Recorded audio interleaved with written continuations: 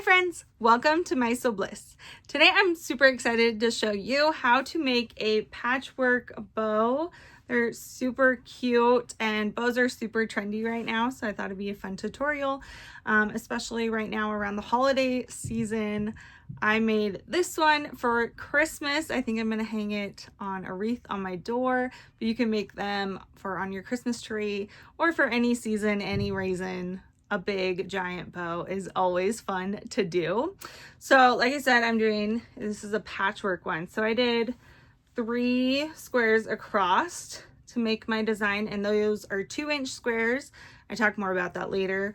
But the fabric, you need at least a fat quarter of each fabric that you use. I just used 2 different fabrics on this one, and I actually ran out. I was going to make a bigger bow, if you can imagine this one, but I only had a fat quarter of the red. So for 2-inch squares, I had enough to make, it was a length of 1 yard and about 6 inches. So that'd be 42 inches long. When you untie this, it's 42 inches long. So keep that in mind, depending on what size you want to make. You can make whatever size you want. That's what's also really fun about this. You could even make it not just 3 blocks across, but even bigger, wider. So many fun options. So let's get started. So for my squares, I just cut a bunch of 2-inch squares. I'm only using 2 fabrics. It'd be really fun to do a mix and match one, which I might do that as well on a different one. But for this one, I had a lot of this striped fabric, so I just cut out a bunch of those and then cut out a bunch of these other ones that are like a Scandinavian or like Nordic looking one. And I didn't even count them. I just cut out 2-inch strips and then cut them 2 inches into squares, and now I have them laid out. And I just did a row of 3, however it fit, whatever fit on my mat and my table, and then another row of 3, and I'm just gonna kind of keep that going. I want to make 2 long strips that are about, I'm probably gonna do like 1.5 yards long for my bows. I want them kind of big, but also not too big. So I'm gonna start with 1.5 yards, which 36 plus 18 is how long I'm gonna make them. So I want 2 strips that are 3 blocks wide, that are 1.5 yards long. So that's what I'm going for. So let me show you the trick of how I like to sew it. If you have it laid out like this, my favorite way is like a chainmail piecing kind of thing. There's different names for it, but I just start at the top and then I'm slowly going to take one on top of the other and come down. Here you can see, so I've started taking them and I'm just placing the next one that goes underneath. So they're going in order, and I'm just going to go all the way down this row. If I wanted to, I could continue down this other one, or if you don't want it too big, you can leave it like that. So that is row 1. Then I'm going to do the same thing with my next row, just like this. And now I have my second row, and that very first one is still on top. I'm just going the bottom underneath. Okay, so now I have my 3 rows, and I'm going to take them over to the sewing machine, and I'll show you how I like to sew them together. So I brought my 3 piles over here. This one's the first pile, second pile, third pile. So you want to keep them in order. That's just going to make things a lot easier, and keep it in the pattern that you had it laid out in. So then I just take the first 2 from pile 1 and pile 2, and I'm going to put the pile 2 piece right on top, right sides together, and I'm going to sew this together at a very scant 1/4 inch is what I'm going for. And then I'm not going to like cut my threads at all. I'm going to pull that thread through, but I'm going to leave it, take another one, the next pieces in the pile, right sides together, and I'm going to continue this all the way through the pile.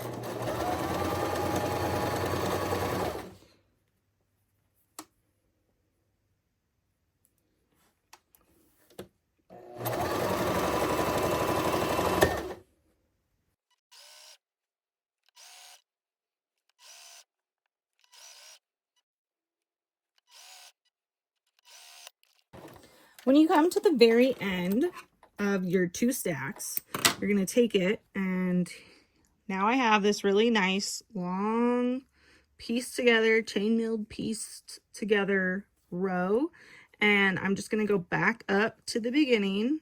I try not to twist it a ton. I don't want it to get all mixed up. But then I'm going to take my 3rd pile. I'm going to open up that 1st row and take my 3rd piece, place it right sides together with the side. Make sure you're on the right side that you wanted it on. So for mine, it's easy to tell because it's just every other block.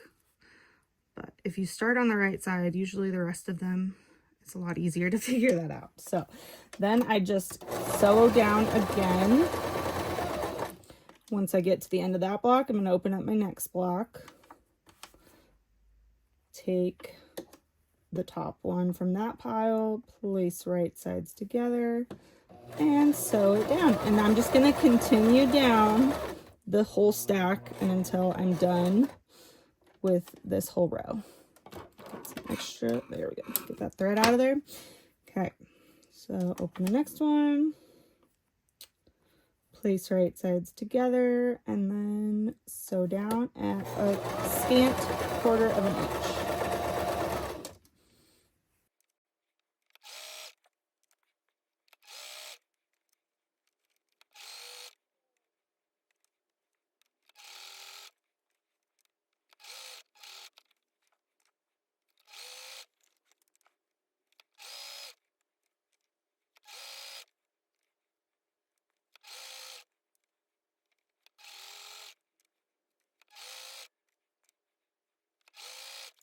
After you're done sewing that 3rd row on, you should have this long strip of these rows.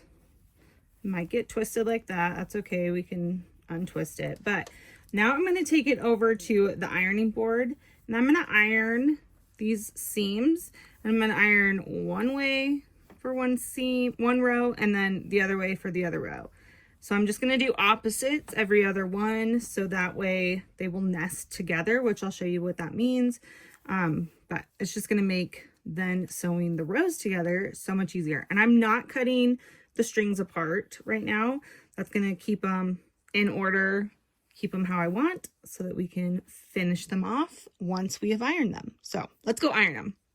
Okay, so like I said, I'm going to put them wrong side, right sides down, wrong sides up.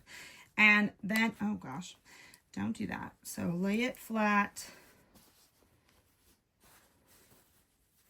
If it got twisted up, untwist it. But now I'm going to just take my iron and iron the seams one way for one row, and then go the opposite way for the next row. Make sure they're pulled out all the way. But I'm just going to go back and forth for each row, so that way they're going to lay nice and be ready to sew the rows together.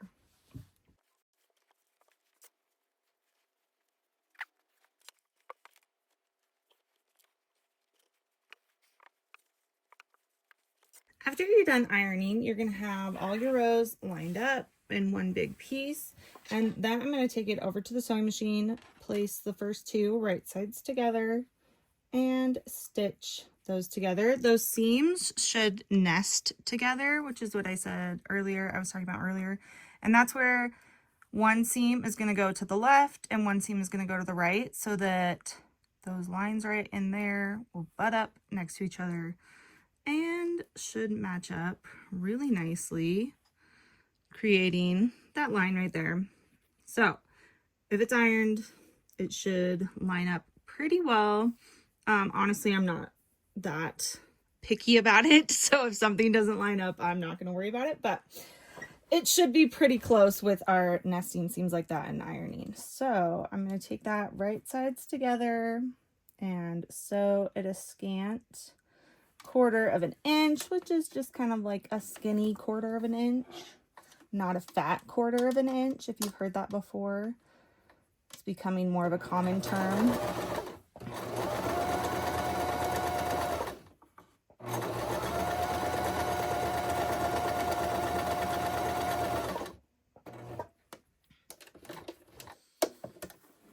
And now for this one, I'm going to cut it and open it up. I'll show you. So this one, whoops, this side, well, we got strings everywhere. Let's pull that out. Okay. This side nested like perfectly. Like that. You can see the four corners match up really well. This one, tiny bit off, but like I said, I'm going to leave it and just keep going. So I'm going to then keep going right sides together, placing it and sewing this strip down until I get to the very end. And you're going to make sure you make 2 of these total so that we can make our full ribbon.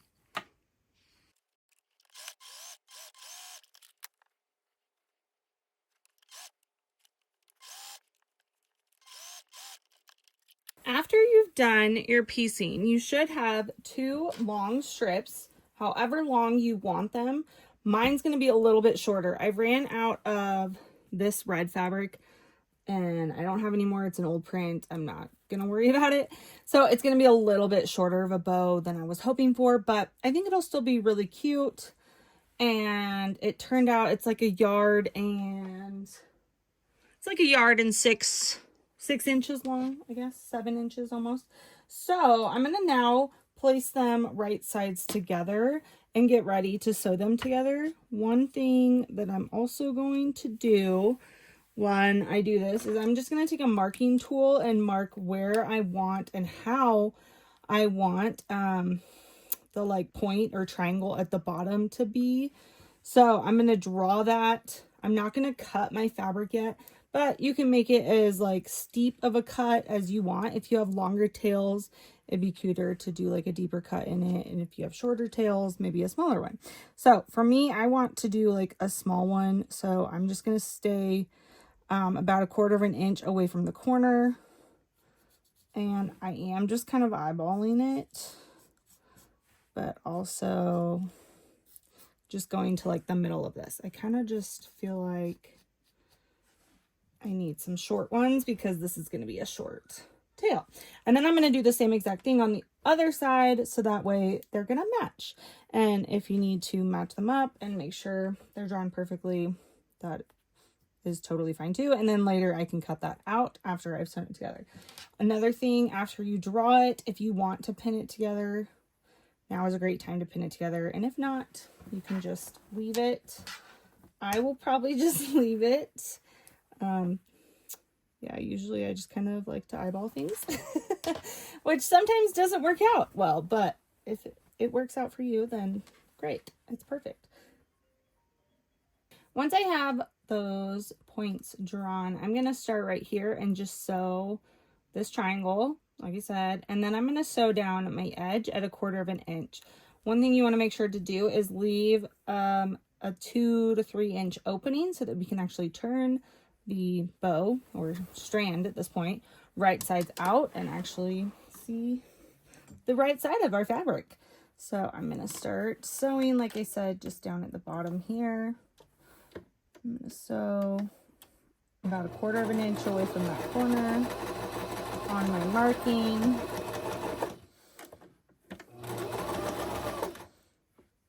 And once I get to where I want that point to be, I'm going to turn and pivot and then go down the other side. And then once I get to this corner, you could go off the edge if you want, but I'm just going to turn and pivot and then at 1/4 inch, sew up the rest of the side.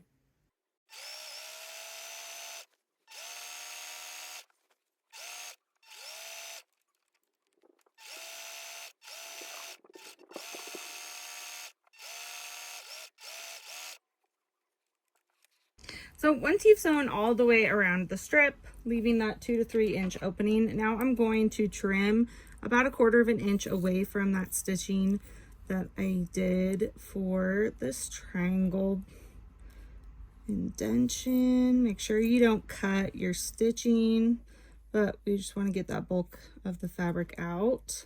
Another place that's nice to trim close to the stitching is those corners or points. So if you feel like you have problems getting like a nice point, check that area.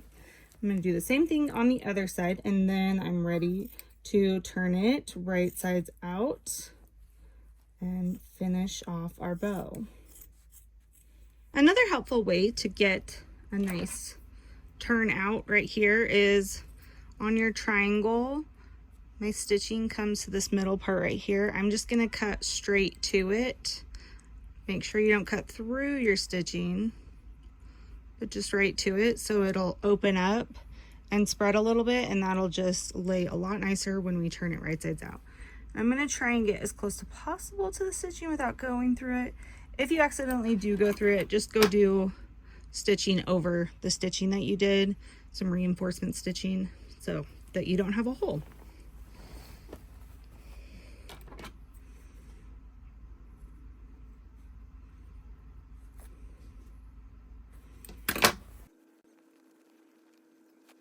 Whenever I'm turning out corners, I like to use a point turner, which is a tool like this. It's plastic, but it just helps get those corners out really nice and looking really nice, and then you can iron them and it just lays really beautifully.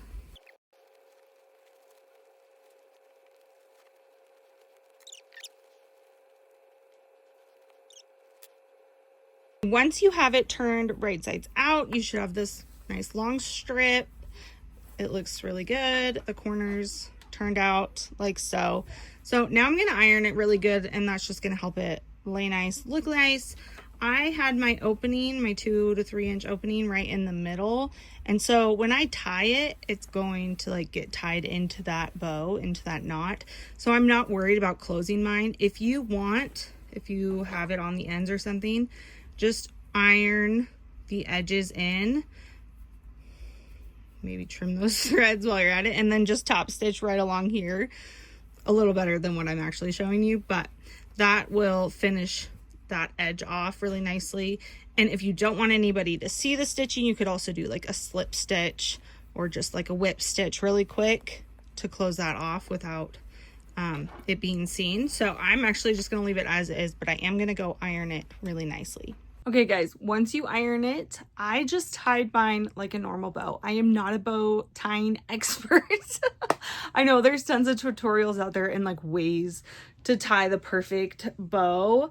I literally just tried to do it for like 5 minutes, and this is what I came up with. And then I was like, I have to record this before I mess it up.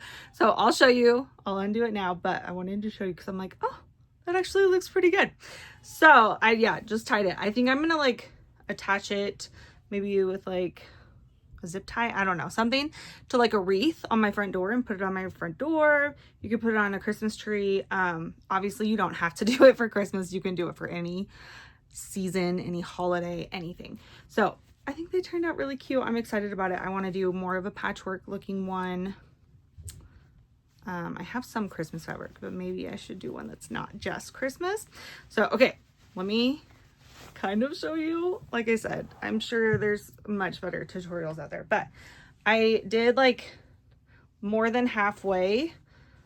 I'm up here more than halfway. So I have like a shorter tail and a longer tail. And I just created, I had to, since mine's not like super long, it's just like a little loop. And then tried to wrap it around like pretty. And I think that's where people have a hard time with bows. And I have a hard time with bows. I am people. So I then did that and then tried to like pull it through pretty. I don't think it's gonna work this time. Okay, let's see. But my main, oh, maybe it'll work. Okay, my main concern was making the tails the same length, because I feel like if they're not the same length, it like looks silly. I don't know, maybe I'm wrong, but, and then you can kind of pull and arrange how you want after pulling the loops out. Okay, that one actually isn't as bad, bad either.